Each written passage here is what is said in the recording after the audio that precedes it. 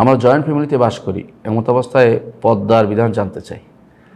10 নম্বর প্রশ্ন, ভাই joint family ইসলামের অনুমোদিত জিনিস না। জয়েন্ট ফ্যামিলি ইসলামের অনুমোদিত জিনিসটা, জয়েন্ট ফ্যামিলি যদি কোনো ইসলামিক নিয়ম হচ্ছে কেউ যদি কোনো বিয়ে করে তার ঘর করবে আলাদা এবং সেখানে তার পরিবারকে রাখবে। কারণ জয়েন্ট ফ্যামিলিতে সন্তান তার স্ত্রীকে রাখবে, সবার সাথে দেখা করবে, একসাথে খাবে, হিন্দুয়ানি কায়দা। হিন্দুরা সব বউরা একসাথে আসবে খাবার নিয়ে, জামাইরা একসাথে বসে খাওয়াবে। এই জাতীয় জিনিসগুলি একান্নবর্তী পরিবারের সিস্টেমটা ইসলামে নাই।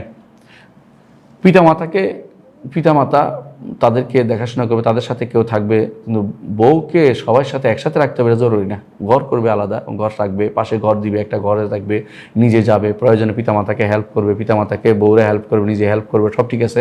কিন্তু হামু আল মাউত রাসূলুল্লাহ যেটা বলেছেন, দেবর বা দ্বিতীয় বর যেটাকে বলে নাউজুবিল্লাহ, এরা কোনোদিনই দেখা দিতে পারবে না, ভাবির সাথে দেখা দেওয়া অনুমোদিত না, এটা শরীয়ত অনুমোদন করে না। সুতরাং একান্নবর্তী পরিবার কোনো ইয়া নাই, কোনো বিশেষ কোনো বৈশিষ্ট্য শরীয়তে নাই, বরং এটা হিন্দুদের একটা সিলসিলা চলে আসছে আমাদের দেশে। একান্নবর্তী পরিবারে কোনো কিছু নাই। আসলে এই দুনিয়া মানুষ আসে আলাদা, যায় আলাদা, মাঝখানে এই যে মায়া মহব্বত তৈরি করে কুফুরি সিস্টেম তৈরি করার কোনো দরকার নেই। আল্লাহ তাআলা কোরআনে কারীম বলেছেন, ওয়ালাকাদ জিতুমুনা ফুরাদা কামা খালাকনাকুম আউওয়ালা মাররা, প্রথমবার যেভাবে তোমাদেরকে একা একা সৃষ্টি করেছে দুনিয়াতে আসবেও একা। সুতরাং মাঝখানে জীবনে তোমার শরিয়া বিরুদ্ধ হয়ে কোনো একান্নবর্তী পরিবারের অবস্থান করা যাবে না। আশা করি বিষয়টি বুঝতে পারছেন। পর্দা লঙ্ঘন করা যাবে না, পর্দা মেনে আলাদা হতে হবে। প্রয়োজনে তিনি কথা বলবেন, পর্দার যতটুকু শরীয়ত অনুমতি অতটুকু স্বরে কথা বলবেন। প্রয়োজনে তিনি কাপড় চোপড় পরেও কথা বলতে পারবেন, অর্থাৎ তিনি পর্দা রক্ষা করে তার অন্যদের সাথে কথা বলতে পারবেন, কিন্তু মন নরম করে মিহি সুরে কথাবার্তা বলতে পারবেন না এমন কোনো ব্যক্তি যে তার মাহরাম নয়।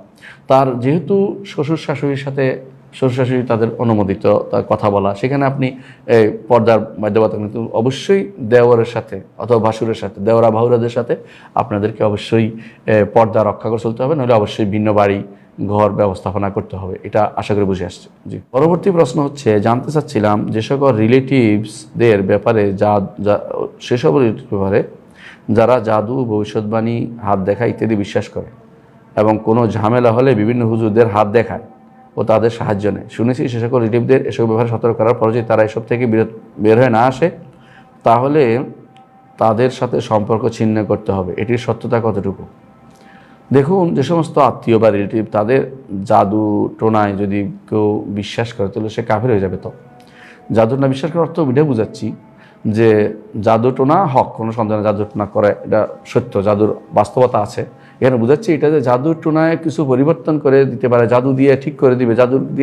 জাদুর উপরে যে ব্যক্তি বিশ্বাস করে বলছে এইটা যে জাদুটি দিয়ে কেউ কারোর কোনো ক্ষতি করবে, আল্লাহর ইয়াস হুকুম তাহলে মুশরিক, কোনো সন্দেহ নেই। এই জন্য ইমান চলে যায়, জাদু বিশ্বাস করলে ইমান চলে যায়। এই জন্য রাসূলুল্লাহ সাল্লাল্লাহু আলাইহি ওয়াসাল্লাম একটা হাদিস আছে, রাসূলুল্লাহ সাল্লাল্লাহু আলাইহি ওয়াসাল্লাম বলছেন, কেউ যদি কোনো গণকের কাছে যায়, তার 40 দিনের এই সালাত হয়ে যায়, কবুল করা হয় না। তারপরে যদি কোনো সে যে গণক যা বলেছে বিশ্বাস করে, সে কাফের হয়ে যায়। কেন কাফের হয়ে যায়? কারণ সে তো ইলমুল গায়েবের কথা মনে করছে। ইলমুল গায়েব তো আল্লাহ ছাড়া কেউ জানে না। এই জন্য জাদুর বিষয়টা পরিবর্তন করতে পারে সে, কিন্তু আল্লাহর হুকুমে সে পরিবর্তন করে। যেমন ইবলিসে করে, এরকম জাদুও করতে পারে। কিন্তু কেউ যদি মনে করে জাদু স্বয়ং এই কাজটা করতে পারে, তাহলে সে কাফের হয়ে যাবে। কারণ জাদুর করার ক্ষমতা আল্লাহই তাকে দেন। কুফরি করলে আল্লাহ বিভিন্ন ফেতনাতে নিবেদিত করার জন্য তাদেরকে সে সহযোগিতা করেন। যে ব্যক্তি আল্লাহর উপর নির্ভর করে, তার জন্য এই জাদুর উপর বিশ্বাস করা যার উপর জায়েজ নেই। কিন্তু জাদু ক্ষতি করতে পারে। আমাদের নবী মুহাম্মদ রাসূলুল্লাহ সাল্লাল্লাহু আলাইহি ওয়াসাল্লাম বিরুদ্ধেও এই ইহুদিরা জাদু করেছিল এবং তাকে বিভিন্নভাবে কষ্ট দিয়েছিল, এটা আমরা জানি।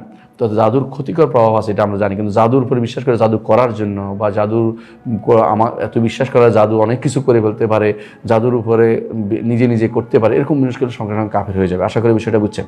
এখন প্রশ্ন হচ্ছে যে কেউ যদি এরকম বিশ্বাস করে, তার সাথে আপনার আচরণ কেমন হবে? তো যারা মনে করে যে কেউ গায়েব জানে, জাদুকরের কাছে গেছে বা গণকের কাছে গেছে, হাত দেখাচ্ছে, এ ব্যক্তি মুশরিক। তার সাথে আপনার সম্পর্ক হবে, তাকে নসিহত করবেন। নসিহত করার পরে না শুনলে বারবার এটাতে গেলে তাকে দলিল দিবেন। দলিল দেওয়ার পরে তাকে মাসলাহাতের সাথে কাজ করবেন। যে তার সাথে যদি কোনো লেগে থাকি, তাহলে একসময় তাকে ফিরিয়ে আনতে পারবো, তাহলে আপনি লেগে থাকতে পারবেন। আর যদি মনে করেন যে তাকে আমি জোর করে আলাদা করে দিলে, তার সাথে কথা না বললে সে এই কাজ থেকে ফেরত আসবে, তাহলে অবশ্যই সেটা করতে হবে আপনাকে। এই জায়গাতে মাসলাহাতের জড়িত, অর্থাৎ দিনই স্বার্থ জড়িত, যে তার সাথে সম্পর্ক রাখলে ভালো হবে না না রাখলে ভালো হবে? যদি রাখলে ভালো হয় তাহলে তার সাথে স্বাভাবিক সম্পর্ক রেখে তাকে হেদায়েতের আহ্বান জানাবেন। আর যদি তার সাথে সম্পর্ক না রাখলে সে ফিরে আসে, মনে কষ্ট পেয়ে যে আমার সাথে কেউ রাখে না, সম্পর্ক রাখে না, তাহলে সম্পর্ক রাখা যাবে না। তবে তার সাথে কোনোভাবেই কোনো অবস্থাতে অন্তরঙ্গ সম্পর্ক রাখা যাবে না, কারণ সে তো শিরিক করছে। তার সাথে স্বাভাবিক সম্পর্ক রাখবেন কি রাখবেন, এই হলো প্রশ্ন। যদি স্বাভাবিক সম্পর্কের কারণে ফিরে আসার সম্ভাবনা থাকে তাহলে স্বাভাবিক সম্পর্ক রাখবেন। আর যদি স্বাভাবিক সম্পর্ক না রাখলে ফিরে আসবে দিনের দিকে এবং শিরিক পরিত্যাগ করবে, কুফর পরিত্যাগ করবে, তাহলে তো স্বাভাবিক সম্পর্ক রাখবেন না। আশা করি বিষয়টা বুঝতে পারছেন।